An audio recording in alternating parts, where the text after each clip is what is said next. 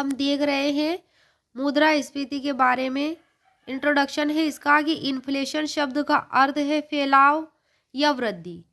एक अर्थव्यवस्था में वस्तुओं के कीमत स्तर में होने वाली निरंतर वृद्धि को मुद्रास्फीति कहा जाता है। किसको कहते हैं मुद्रास्फीति? एक अर्थव्यवस्था में वस्तुओं के कीमत स्तर में, किसमें? कीमत स्तर में होने वाली निरंतर वृद्धि। मुद्रास्फीति का शाब्दिक अर्थ है मुद्रा के मूल्य में कमी होना। क्या है इसका शाब्दिक अर्थ? मुद्रा के मूल्य में कमी होना, अर्थात मुद्रा के क्रय शक्ति में कमी आने को ही मुद्रास्फीति कहा जाता है, कीमत स्तर में होने वाली निरंतर वृद्धि को। दूसरे शब्दों में है मुद्रास्फीति वह स्थिति है जिसमें वस्तुओं के मूल्य में वृद्धि होती है तथा वस्तु का मूल्य क्या होता है? गिरता है। जब देश में वस्तुओं और सेवाओं के उत्पादन की तुलना में मुद्रा के प्रचलन में तीव्र वृद्धि होती है तो मुद्रास्फीति और अधिक हो जाती है।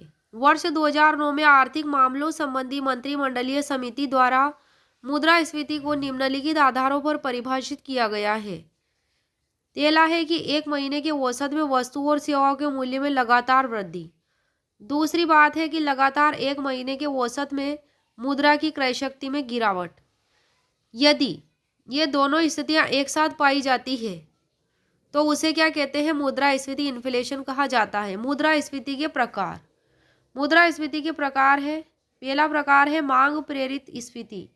मांग प्रेरित स्फीति यह उस समय उत्पन्न होती है जब चालू कीमतों पर वस्तुओं तथा सेवाओं के लिए कुल मांग इसकी आपूर्ति की तुलना में अधिक हो जाती है। क्या होता है? चालू कीमतें होती है, उन पर वस्तुओं तथा सेवाओं के लिए कुल मांग इसकी आपूर्ति की तुलना में अधिक हो जाती है। क्या अधिक हो जाती है? कुल मांग। अर्थात जब मुद्रा की आपूर्ति में वृद्धि के साथ साथ प्रोडक्शन में वृद्धि उसी अनुपात में न हो तो ऐसी स्थिति में मांग प्रेरित मुद्रास्फीति कहते हैं। क्या होता है? जब मुद्रा की आपूर्ति में वृद्धि के साथ साथ उत्पादन में वृद्धि होती है, उसी अनुपात में न हो, उत्पादन में वृद्धि उसी अनुपात में न हो तो ऐसी स्थिति को मांग प्रेरित मुद्रास्फीति कहते हैं। मुद्रा की आपूर्ति होती है, उसके अनुरूप क्या होना चाहिए? उत्पादन में वृद्धि। अगर ऐसा नहीं होता है तो मांग प्रेरित मुद्रास्फीति हो जाती है। दूसरा प्रकार है लागत प्रेरित स्फीति। कौन सी प्रेरित स्फीति? लागत प्रेरित। यह उस स्थिति का द्योतक है जब लागत में वृद्धि हो जाने के परिणाम स्वरूप कीमतों में वृद्धि होने लगती है। लागत में क्या हुआ? वृद्धि, तो परिणाम स्वरूप कीमतों में वृद्धि होने लगती है। मजदूरी जन्य और लाभजन्य कारणों के कारण जब कीमतों में वृद्धि होती है तो उससे लागत जन्य स्फीति उत्पन्न होती है। इस प्रकार स्फीति में श्रम की उत्पादकता की अपेक्षा मजदूरी अधिक तीव्रता से बढ़ने लगती है।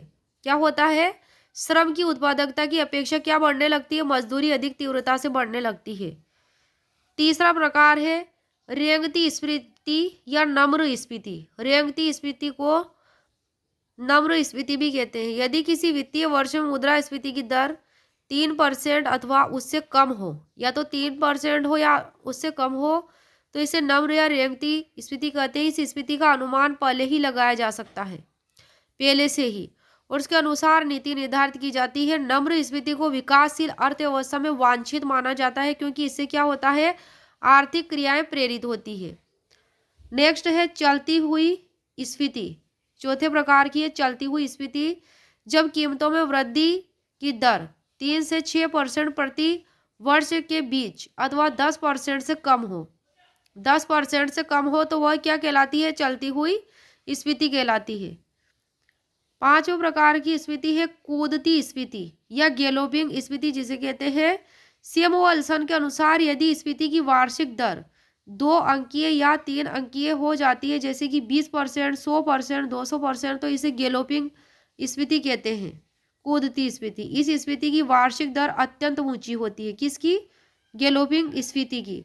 प्रथम विश्व युद्ध के बाद जर्मनी की स्फीति जो 140% से 4100% वार्षिक थी, गैलोपिंग माना जाता है। नंबर 6 है दौड़ती हुई स्फीति। जब कीमतें 10% से 20% प्रति वर्ष की दर से बढ़ती है तो उसे दौड़ती हुई स्फीति कहते हैं। ऐसी स्फीति गरीब और मध्यम वर्गों पर नकारात्मक प्रभाव डालती है। कौन सी स्फीति? दौड़ती हुई स्फीति। कीमतें क्या हो 10% से 20% प्रति वर्ष की दर से क्या होती है? बढ़ती है, हर साल बढ़ती है, तो उसे दौड़ती हुई स्फीति कहते हैं। और ऐसी स्फीति क्या करती है? गरीब और मध्यम वर्गों पर निगेटिव इफेक्ट डालती है। इसके नियंत्रण के लिए कठोर मौद्रिक और राजकोषीय उपाय अपनाने की आवश्यकता होती है, नहीं तो ये अति स्फीति की ओर ले जाती है। नेक्स्ट है 7वें प्रकार की अति स्फीति या हाइपर स्फीति। जब स्फीति की दर 3 अंकों से भी अधिक हो जाए तो उसे अति स्फीति कहते हैं। हाइपर स्फीति की चर्चा सर्वप्रथम फिलिप केगन ने की थी। इस स्फीति में पत्र मुद्रा पेपर करेंसी व्यर्थ हो जाती है। किसमें? अति स्फीति में। मुद्रा से लोगों का विश्वास ही उड़ जाता है। नेक्स्ट है 8वें प्रकार की खुली तथा दबी स्फीति। जब स्फीति पर किसी प्रकार का नियंत्रण नहीं हो तथा मूल्य स्तर स्वतः ऊपर आ जाता है, तब इस प्रकार की स्फीति को उचित नीतियों के द्वारा एक सीमा में रखने की कोशिश की जाती है। किसको एक सीमा में रखने की कोशिश की जाती है? खुली या दबी स्फीति को। इस स्फीति को उचित नीतियों के द्वारा, जो उचित हो वही नीतियां इसमें फॉलो की जाती है, जिसके फलस्वरूप मूल्य स्तर उतना ऊंचा नहीं दिखाई देता जितना वह वास्तविक रूप में हो सकता है। इस स्फीति में स्फीति के लक्षण तो रहते हैं लेकिन उभर कर सामने नहीं आते, वे लोगों को दिखाई नहीं देते, लेकिन वे होते जरूर हैं स्फीति के लक्षण खुली तथा दबी स्फीति में।